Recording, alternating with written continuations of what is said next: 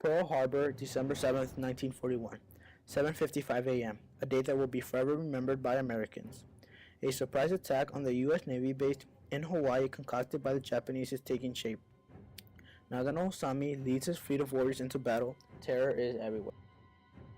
Rewind to 1937, Japan invades China, showing the first signs of Japanese hostility. From 3 years to 1940, Japan allies with the Axis powers. A year later, in 1941, Japan takes control of French Indochina. In July of that same year, U.S. froze Japanese citizens' assets. Then they proceeded to end all communications with Japan. Back to the day of the attack.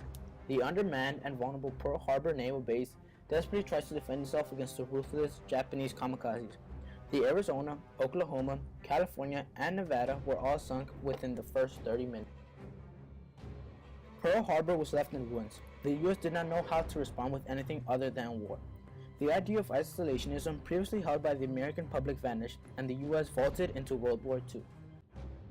The U.S. went on to help the Allied powers win the war, helping organize and execute many European-based attacks such as D-Day. However, none of these were able to force the Japanese surrender, causing the U.S. to take drastic measures. August 6, 2 a.m., 1945, Tinian Island. A B-29 bomber takes off from the island. Its target, Hiroshima. August 9th, 8 a.m., 3 days later. The same bomber carrying the same cargo is once again flying over Japan. This time it has a new target, Nagasaki. These bombs of mass destruction would eventually force Japan to surrender. Many disagree on whether the bombings were justified or not. However, it is important to take on the perspective of wartime America circa 1940. During this time, Japan was known for having a last man standing mentality. Also, the U.S. was looking for the quickest way to end the war with the least amount of American casualties.